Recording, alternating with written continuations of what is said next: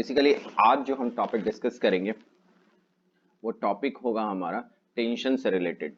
ठीक है, देखो यहाँ समझना, जैसे लॉजिकली तुम ऐसे याद करो कि जो हमने पहले सेक्शंस में पढ़ा था टेंशन के बारे में, वहाँ पे टेंशन का जो रोप लिया था हमने उसको अपने मासलेस कंसिडर किया था। ठीक है, आज अपने क्या कंसिडर करेंगे कि जो रोप है उसके पास भी मास है तो क्या कंडीशन बनता है। ठीक है, दैट इज आज का जो टॉपिक है हमारा वो है analysis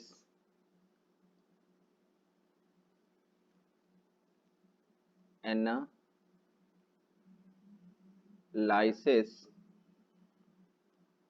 analysis of tension, analysis of tension in string, analysis of tension in string और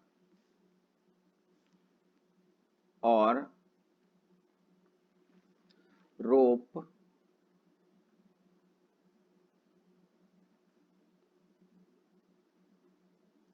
विथ मास। ठीक है, कुछ कैपिटल लेटर है, कुछ स्मॉल लेटर है, अब जो भी है स्पेल सही है। ठीक है, अब मेरी बात को यहाँ समझना, मैंने क्या बोला, एनालिसिस करना है हमको टेंशन स्ट्रिंग का या कोई रोप है उसका जब उसके पास मास हो तो। ठीक है, चलो अब कुछ इंपॉर्टेंट पॉइंट्स पे पहले डिस्कस करते हैं। ठीक है, जो प्रीवियस लेक्चर्स में हमने कंसिडर किया है उस इंपॉर्टेंट पॉइंट्स को देखते हैं। ठीक है, अब ये टॉपिक ध्यान रखोगे कि टॉपिक हम क्या डिस्कस कर रहे हैं। ठीक है, देखो इस टर्म्स को बेटा थोड़ा ध्यान से समझना। जैसे सपोज करो for a massless, for a massless, for a massless, या फिर इसको हम क्या बोलेंगे, लाइट। ठीक है, फॉर अ मासलेस और light tension remain constant, remain constant. Previous lectures याद करो, तुमको इसका मीनिंग समझ में आ रहा होगा। Remain constant, tension in light string,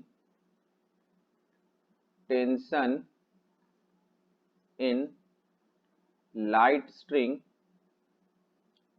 light string is equal to is equal to force applied, force applied, force applied at the end of string, at the end of string। ठीक है, अब देखो इस statement का मतलब समझो, ये statement क्या है। देखो अगर मैं ऐसी कोई बात बोलूं, ठीक है, जैसे ये कोई रिजिड सपोर्ट समझ लो, यहाँ पे ये एक रिजिड सपोर्ट है मेरे पास। ठीक है, और इसके साथ क्या कर रहे हैं हम, एक इस तरह से एक रोप समझ लो। ठीक है, इस फॉर्म में। ठीक है ना, रोप है तो स्ट्रक्चर क्लियर है, ये रोप है।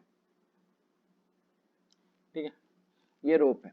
अब इसके बारे में थोड़ा टर्म्स ऐसे समझना, ये जो रोप है बेटा ये मासलेस है। जब हम इस रोप को ऐसे कंसिडर कर रहे हैं, ये रोप क्या है, मासलेस है, या फिर इसको क्या बोलेंगे, लाइट है। ठीक है, तो सपोज करो इस पॉइंट पर, ये जो है ना रोप का एकदम कॉर्नर पॉइंट, ये पॉइंट, ठीक है, इस पर आप सपोज करो एक फोर्स लग रहा है, दैट इज एफ। यहाँ पे एक फोर्स अप्लाई किया गया है, वो फोर्स है एफ। ठीक है, क्लियर है। तो मेरी बात को ध्यान से यहाँ समझना। ठीक है, कि अगर मैं, देखो यहाँ लॉजिकली समझना बेटा, अगर मैं सिर्फ तुमको बोलूं, ठीक है, अगर मैं सिर्फ तुमको बोलूं ऐसा कि ये जो पॉइंट है, यहाँ देखना मेरी बात को समझना, ये जो पॉइंट है, ठीक है, तो पॉइंट ऑफ सस्पेंशन, ये जो पॉइंट ऑफ सस्पेंशन है इसका सिर्फ मैं फ्री बॉडी डायग्राम बनाऊं।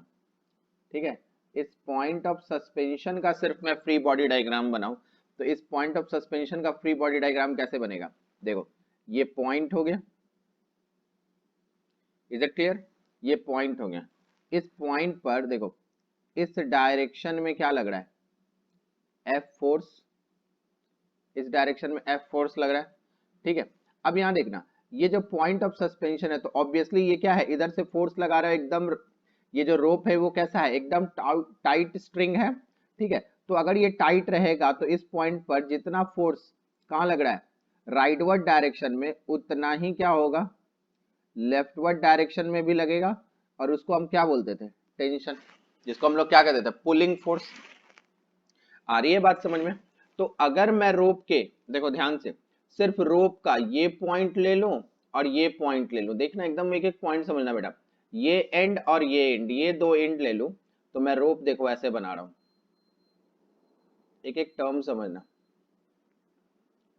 ठीक है। ये रोप है मेरा, ओके, देखो ये रोप बनाया मैंने। अब देखना यहाँ पे समझो कि इस पॉइंट पे देखो, अगर ये पॉइंट कौन सा है, इस पॉइंट की बात करो, चलो मैं इसको ए लिख देता हूँ, ठीक है, मतलब ये ए पॉइंट, ठीक है। और इस पॉइंट की बात करो, इसको मैं बी बोल रहा हूँ। तो देखो यहाँ पे समझना, फ्री बॉडी डायग्राम ये समझ में आया आपको। अब ए पॉइंट पे इस रिजिड सपोर्ट के कारण यहाँ पर भी कितना टेंशन लगेगा, टी, और यहाँ पर भी कितना टेंशन लगेगा, ऑब्वियसली टी, ठीक है। क्योंकि इस पॉइंट से अगर इस तरफ पुलिंग फोर्स लग रहा है इन द कौन सा डायरेक्शन, देखो अगर इस पॉइंट पे देखो, बी पॉइंट पे, ये बी पॉइंट की बात देखो, बी पॉइंट पे इस डायरेक्शन में लग रहा है तो रोप कहाँ लगाएगा, इसको फॉरवर्ड डायरेक्शन में लगाएगा, ये टी लगेगा। मतलब जब ये मासलेस स्ट्रिंग होता है ना, ध्यान देना मेरी बात को बेटा, अगर ये मासलेस स्ट्रिंग होता है तो टेंशन क्या होता है, हर पॉइंट पे, किसी भी पॉइंट पे तुम अगर स्ट्रिंग को ब्रेक करके हर पॉइंट का टेंशन निकालने की कोशिश करोगे, हर पॉइंट पे टेंशन क्या होगा, सेम होगा। कब, जब वो मासलेस स्ट्रिंग होगा। इसीलिए लिखा tension in the light string is equal to the applied force, ठीक है, at the end of the string. Is that clear? कहीं दिक्कत नहीं? अब यहाँ पे हम क्या करते हैं कि एक कंडीशन लेते हैं, जब स्ट्रिंग के पास मास होता है, ठीक है ना, और इस टर्म्स को बहुत अच्छे से समझना, ये न्यूमेरिकल व्यूज में आपको बहुत काम आने वाला है, ठीक है। तो इंपॉर्टेंट पॉइंट क्या समझ में आया आपको, कि अगर स्ट्रिंग मासलेस होती है तो उस पर जो फोर्स लगता है किसी पॉइंट पर, वो फोर्स जो होता है हर पॉइंट पर इक्वल होता है और वो टेंशन के बराबर होता है, ठीक है। अब नेक्स्ट सिचुएशन समझो, देखो यहां नेक्स्ट सिचुएशन बनाते हैं, ठीक है। ये सिचुएशन क्या है, इस सिचुएशन को समझना, ठीक है। जैसे सपोज करो यहाँ पे, देखो जैसे सपोज करो अपने पास ऐसा है कि for,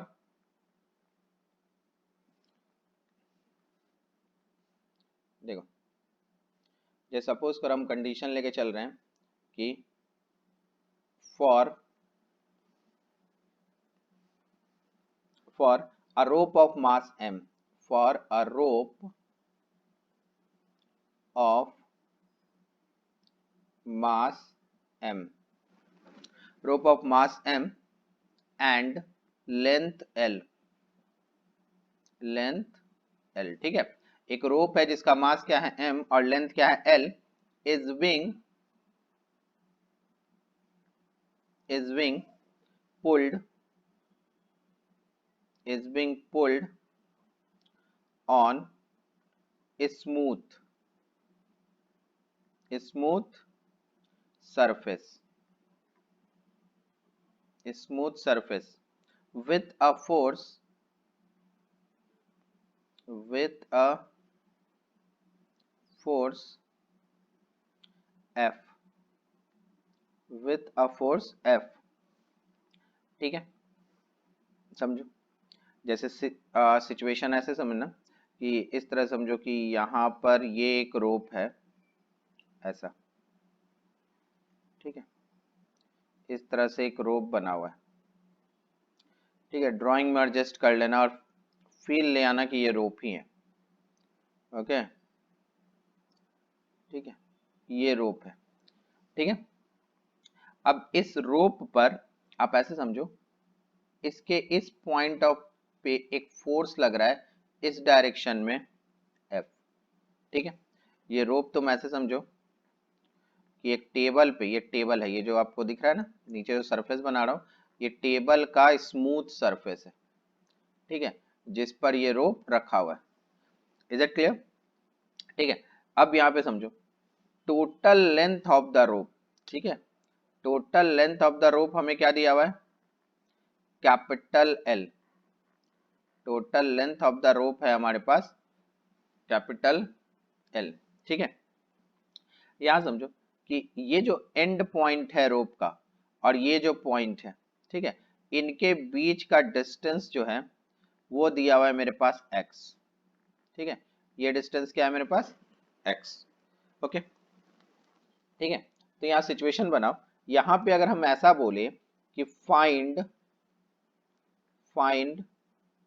the variation, find the variation of tension, find the variation of tension in rope, in rope in relation with x, in relation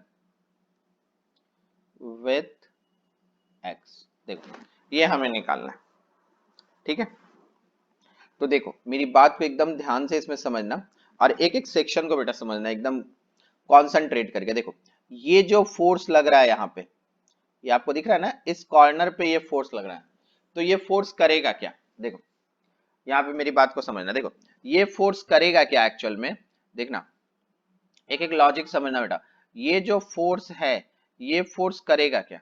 ये फोर्स करेगा कि ये जो रोप है, ठीक है ना, एल लेंथ का, जो कैपिटल एल लेंथ का जो रोप है, इसको क्या करेगा ये फोर्स आगे की ओर, ठीक है, इन द राइटवर्ड डायरेक्शन में एक्सेलरेट कराएगा, ठीक है, क्लियर है। अब ये जो राइट वर्ड में एक्सेलरेट कराएगा मतलब रोप का, देखो ये रोप, पूरा रोप अब आगे की ओर एक्सेलरेट होगा इस फोर्स के कारण, ठीक है ना, कहीं दिक्कत नहीं।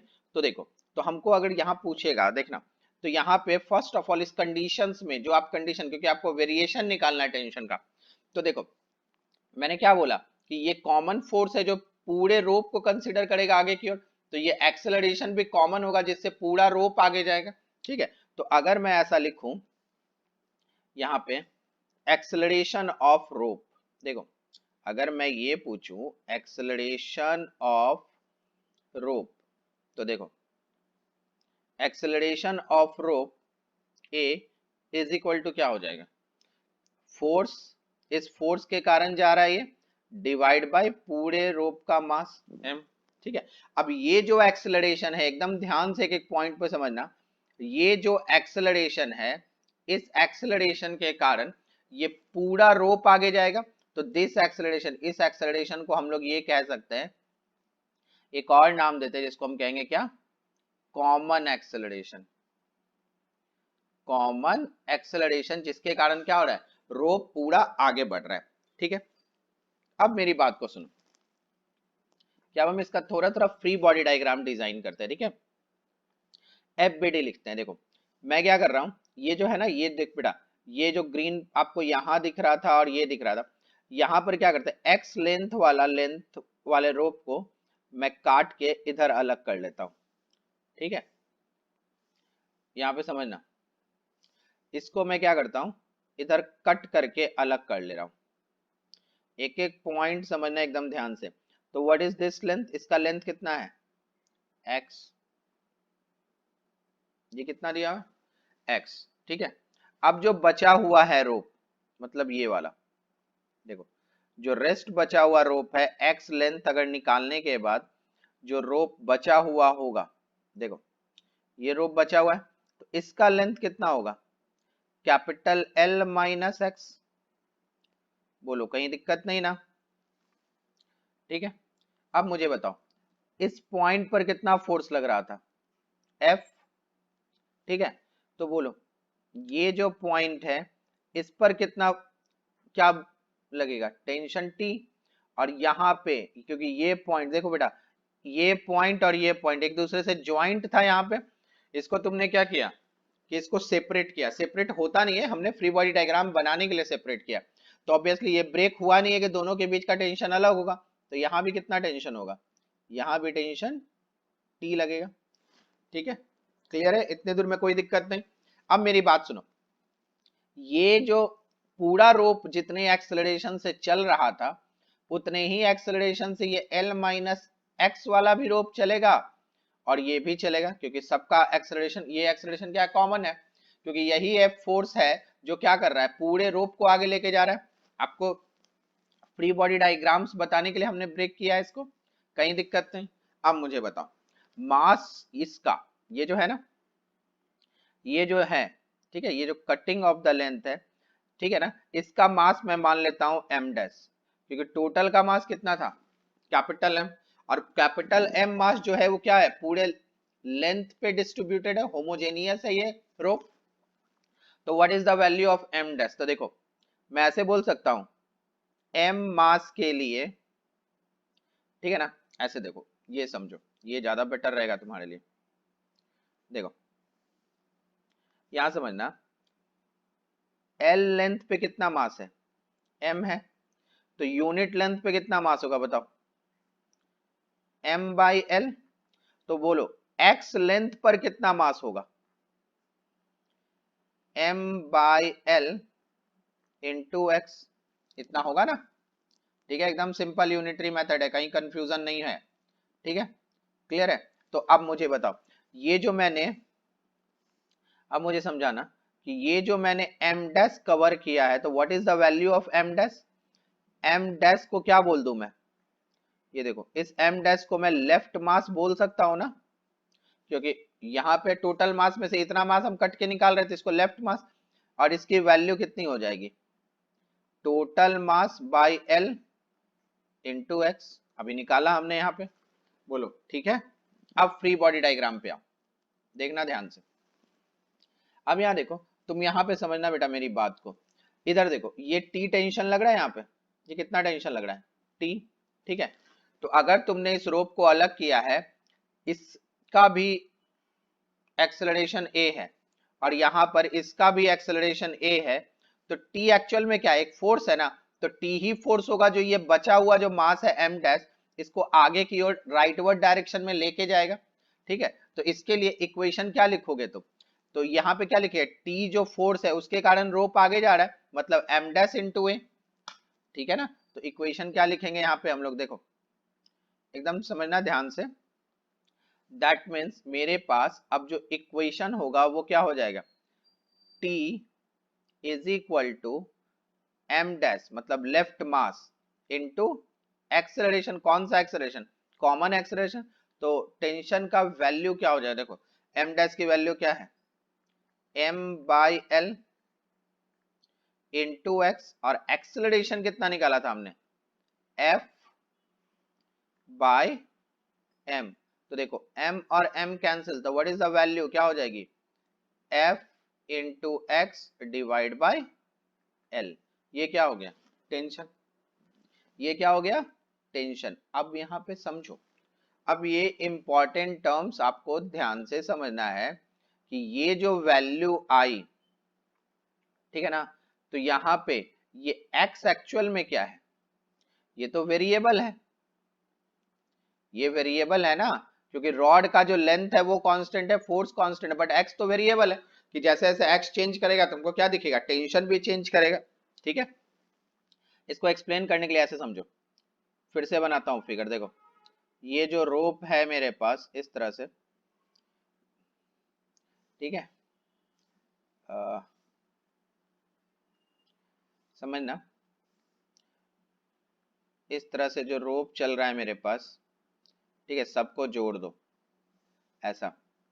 ठीक है, ये जो रोप इस तरह से आगे बढ़ रहा है, इसका बताओ टोटल मास कितना था, टोटल मास है इसके पास कितना, सारे अलग अलग स्केल लिखता हूं जो तुमको समझ में है, टोटल मास m है, लेंथ कितना है l, इस पे फोर्स कितना लग रहा है F।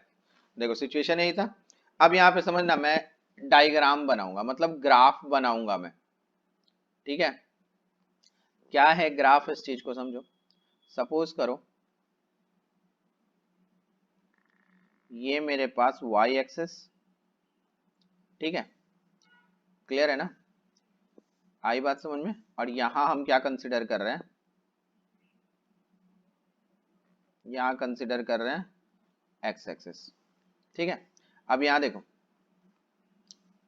इस वैल्यू को समझो, इसको मैं डिनोट कर रहा हूं बेटा एफ से, ठीक है, इसको मैं डिनोट कर रहा हूं एफ से, और यहां डिनोट कर रहा हूं एक्स से।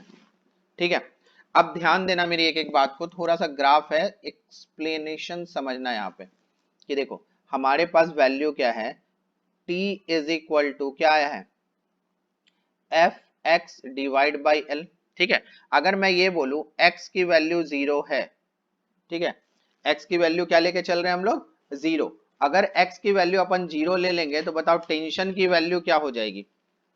देखो अगर यहाँ पे x की वैल्यू 0 ले लोगे तो टेंशन की वैल्यू क्या हो जाएगी यहाँ से 0, क्योंकि f into 0 divide by L क्या हो जाएगा 0। आ रही है बात समझ में। ठीक है, मतलब ओरिजिन, ये क्या हो जाएगा ओरिजिन, कि x भी 0 है तो f भी 0 है। इज इट क्लियर ना, ये 0 है।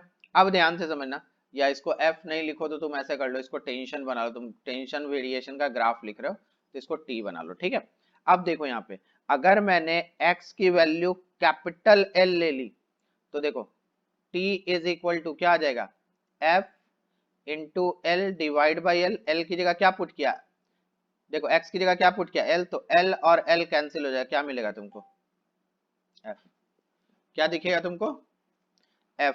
ठीक है, तो मतलब जब x की वैल्यू अपन क्या कर रहे हैं l कंसीडर कर रहे हैं तो टेंशन किसके बराबर हो जा रहा है, f के बराबर हो रहा है। ठीक है, और ये कहीं ना कहीं लीनियर ग्राफ है, याद करो बेटा ये कौन सा ग्राफ हो जाएगा, y is equal to m into x. ठीक है, जिसमें क्या है c की वैल्यू 0 है, तो y is equal to m x पे, तो y क्या है, y जो है तुम्हारा क्या है टेंशन, और x क्या है तुम्हारा देखो ये वेरिएशन, तो स्लोप की वैल्यू क्या है f बाई एल। तो ग्राफ इसमें कैसे कंसीडर करोगे, देखो ओरिजिन से चालू होगा, ये कहां तक जाएगा, इस तरह से स्ट्रेट लाइन ग्राफ हो जाएगा। ठीक है, तो यहाँ क्या बोलेंगे कि L लेंथ पर, देखो ध्यान से, L लेंथ पर क्या वैल्यू मिल रही है अपने को f। ठीक है, चलो ठीक है ना, ये स्ट्रेट लाइन है ऊपर वाला, गड़बड़ नहीं करना। ठीक है, x पे क्या मिल रही है L। आई बात समझे, मतलब हमको क्या दिख रहा है कि जैसे जैसे, ठीक है, यहाँ पे क्या दिख रहा है टेंशन डिक्रीज हो रहा है। देखो इस पॉइंट पे अगर टेंशन निकालोगे तो तुमको ज्यादा मिलेगा, बट इस पॉइंट पे टेंशन कम होगा, इस पॉइंट पे, मतलब जैसे जैसे आप लेफ्ट साइड बढ़ रहे हो आपको क्या दिख रहा है कि टेंशन क्या हो रहा है डिक्रीज हो रहा है, क्योंकि देखो इस पॉइंट से इस पॉइंट तक के लेंथ को तुमने क्या लिया था x। ठीक है, अगर तुम इस यहां तक क्या गया था x, अगर तुम इस पॉइंट पे निकालोगे तो इस पॉइंट का मतलब क्या x की वैल्यू क्या हो जाएगी 0। यहाँ पर क्या लिखेंगे x की वैल्यू 0, तो धीरे धीरे x बढ़ाओगे, और जैसे जैसे x बढ़ा के तुम क्या करोगे l लेंथ तक ले आओगे, तो वो क्या हो जाएगा f फोर्स के बराबर हो जाएगा टेंशन। आ रही है बात समझ में, मतलब लेफ्ट साइड जैसे जैसे हम अगर वेरिएबल मास में जाएंगे, मतलब m मास वाले रूप में जाएंगे, तो जैसे जैसे लेफ्ट साइड जा रहे हैं वैसे वैसे हमको क्या दिख रहा है टेंशन डिक्रीज हो रहा है। बट जैसे जैसे राइट साइड जा रहे हैं हमको क्या दिख रहा है टेंशन इंक्रीज हो रहा है, कि अगर राइट साइड में इस तरह से एफ फोर्स लगा हुआ है तो। क्लियर है एकदम बात, समझ में आई, आपको ग्राफ भी समझ में आया। ठीक है, अब देखो एक और सिचुएशन समझना है यहाँ पे। ठीक है, इस सिचुएशन को ध्यान से समझो। देखो यहाँ पे नेक्स्ट सिचुएशन बेटा क्या ध्यान रखना है आपको, जैसे यहाँ क्या कह रहा है कि एक होमोजेनियस रॉड है जिसका लेंथ L है, वो एक्ट कर रहा है, acted upon by two forces F1 और F2। ठीक है, applied its and direction opposite to each other, with what force F will the rod be stretched at cross section at a distance of small l from the end where F1 is applied, जहां F1 applied है। देखो rod homogeneous का मतलब क्या होता है कि हर point पे, रॉड के हर पॉइंट पे मास क्या होगा सेम होगा। ठीक है, रॉड के हर पॉइंट पे क्या होगा मास जो होगा इक्वल डिवाइडेड होगा। ठीक है, आ गई आपको बात समझ में। अब क्या कह रहा है कि F1 जहां अप्लाइड किया हुआ उस पॉइंट से स्मॉल l लेंथ पर, जैसे ये जो पॉइंट्स आपको दिख रहा है, ये जो पॉइंट दिख रहा है ना रॉड का, देखो मेरी बात को एकदम ध्यान से बेटा एक एक पॉइंट को समझना। ये जो पॉइंट्स आपको दिख रहा है यहाँ पर स्ट्रेच का फोर्स कितना होगा, जैसे F1 इधर से अप्लाई हो रहा है, F2 इधर से अप्लाई हो रहा है, तो ऑब्वियसली यहाँ पर भी एक स्ट्रेच का फोर्स है, स्ट्रेचिंग तो आएगी। वो सपोज करो F इधर लगेगा तो इतना ही F, देखो ये इधर लगेगा तो इतना ही F किधर लगेगा, इस डायरेक्शन में भी लगेगा। ठीक है, अब यहाँ पे देखो एक सिचुएशन क्या दिया हुआ है, यहाँ बोल रहा है कि F1 जो है F2 से बड़ा है। ठीक है, F1 F2 से बड़ा है, तो देखो ये जो रॉड है आपका, ये रॉड किस डायरेक्शन में एक्सेलरेट करेगा, ऑब्वियसली ये रॉड जो एक्सेलरेट करेगा वो लेफ्टवर्ड डायरेक्शन में एक्सेलरेट करेगा, इसका एक्सेलरेशन लेफ्टवर्ड डायरेक्शन में होगा। ठीक है, तो बताओ कितना एक्सेलरेशन होगा, तो सबसे पहले इस तरह के क्वेश्चंस में क्या करोगे, कॉमन एक्सेलरेशन निकाल लोगे कि कॉमन एक्सेलरेशन की वैल्यू। तो देखो इस पे कहा जाएगा, F1 बड़ा है इसलिए इधर जाएगा, तो टोटल फोर्स क्या हो जाएगा, F1 माइनस F2, क्या मिलेगा हमको, F1 minus F2 divide by total mass. तो देखो रॉड का मास कहीं नहीं दिया, तो हम सपोज कर लेते हैं कि उसका मास m है। इज इट क्लियर, रॉड का मास हमने क्या किया, सपोज कर लिया कि m है।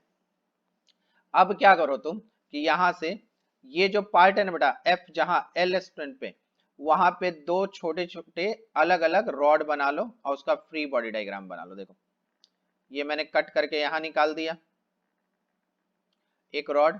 ठीक है, और इसका लेंथ हम क्या कंसिडर कर रहे हैं, देखो इसका लेंथ हम कंसिडर क्या है, स्मॉल l। ठीक है, तो इस डायरेक्शन में कितना फोर्स लग रहा है, F1, और फ्री बॉडी डायग्राम से यहाँ पे क्या लग रहा है, F, ये F लग रहा है ना जो हमें निकालना है इस डायरेक्शन में। ठीक है, उसके बाद दूसरा देखो, दूसरा रॉड मेरे पास ऐसा बनेगा। ठीक है, सेकेंड रॉड की वैल्यू ऐसे बनेगी, तो बताओ इस डायरेक्शन में क्या लगेगा F, और इधर क्या लगेगा F2। ठीक है, तो बताओ बचा हुआ ये लेंथ कितना हो जाएगा, capital L minus small l। बोलो ठीक है, अब जैसे हमने प्रीवियस सिचुएशन में निकाला, तो अगर मैं तुमसे ये पूछूं कि इसका m लेफ्ट, ठीक है ना, m लेफ्ट मतलब रेस्ट मास कितना है, टोटल का मास हमने क्या माना है कैपिटल M, तो इसका मास कितना है। ठीक है, तो इसको m डैश मान लो, m डैश की वैल्यू कितनी हो जाएगी, कैपिटल M डिवाइड बाई क्या लिखोगे, टोटल लेंथ, मैंने निकालना लास्ट सिचुएशन में बताया है आपको इतना, इनटू इसका लेंथ क्या है स्मॉल l। क्लियर है बेटा, अब इसका देखो, अब इसका इक्वेशन लिखो, इक्वेशन क्या लिखोगे आप, देखो ये भी रॉड क्या होगा इस डायरेक्शन में एक्सेलरेट करेगा, बिकॉज क्या है यही तो फोर्स है जो इसको इधर ले जा रहा है, यही फोर्स बड़ा था ना। तो क्या लिखोगे आप, देखो ध्यान से, F1 minus F is equal to क्या लिखेंगे, m dash into common acceleration जो हमने निकाला है। तो देखो इससे वैल्यू क्या हो जाएगी, F1 minus F is equal to m dash की वैल्यू कितना लिखूं, capital M by small l, sorry capital L into small l multiply acceleration कितना निकाला था हमने, F1 minus F2 divide by m, यही निकाला था ना कॉमन एक्सेलरेशन। तो ये m और ये m कैंसिल हो जाएगा। तो बताओ इस f की वैल्यू क्या हो जाएगी, f, इसको क्या करो ये पूरे टर्म्स को इधर ले जाओ और इस f को राइट साइड ले आओ, तो f की वैल्यू क्या मिलेगी हमको, F1 माइनस देखो small l by capital L, F1 मतलब क्या लिखेंगे, F1 minus F2 divide by capital L, और इधर क्या हो जाएगा स्मॉल l। अब ये यही तो निकालना था हमको, यही हो गया क्या फोर्स, यही क्या निकल गया हमको फोर्स, की इतने फोर्स से क्या होगा वो स्ट्रेच होगा। इज दैट क्लियर, इतने फोर्स से वो क्या होगा स्ट्रेच होगा। आई बात समझ में, कि अगर आप बात करो टेंशन का तो वेरिएशन होना शुरू हो जाता है, कब, जब रोप के पास या रॉड के पास क्या हो, कोई मास हो, कहीं दिक्कत नहीं। ठीक है, इसमें देखो इसमें कुछ और सिचुएशंस भी है, ठीक है उसको भी हम डिस्कस करते हैं। इज दैट क्लियर, ठीक है कहीं दिक्कत नहीं ना इतने टर्म समझने